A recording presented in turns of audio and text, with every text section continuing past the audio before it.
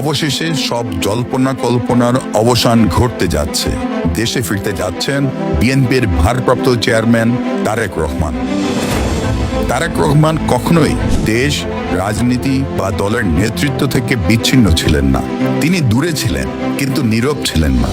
দলের প্রতিটি সিদ্ধান্ত, প্রতিটি আন্দোলন, প্রতিটি রাজনৈতিক অবস্থানের পেছনে ছিল তার সুস্পষ্ট দিক নির্দেশনা। আপনারা রাজপথে নেমে আসুন, ভাই বোন সন্তান স্বজনদের আন্দোলনের পাশে এসে দাঁড়ান। গণতন্ত্র পুনরুদ্ধারের লড়াইয়ে তিনি ছিলেন কেন্দ্রীয় ভূমিকার অংশ।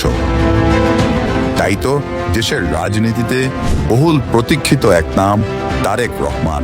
প্রতিহিংসার রাজনীতির বলি হয়ে যিনি দীর্ঘ 17 বছর থেকেছেন নির্বাসনে, অবশেষে তিনি ফিরতে চলেছেন প্রিয় মাতৃভূমিতে।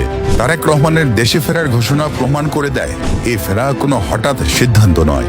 এটি একটি দায়িত্বশীল, পরিকল্পিত ও রাজনৈতিকভাবে গুরুত্বপূর্ণ প্রত্যাবর্তন। এটি কেবল একজন নেতার দেশে ফেরা নয়, এটি গণতন্ত্রের রাজনীতিতে প্রত্যক্ষ নেতৃত্বে ফেরার বার্তা। বিএনপি বিশ্বাস করে তারেক রহমানের প্রত্যাবর্তন দেশের রাজনীতিতে নতুন বাস্তবতা তৈরি করবে। বাংলাদেশের ইতিহাসে এই ফেরা লেখা থাকবে স্বর্ণাক্ষরে।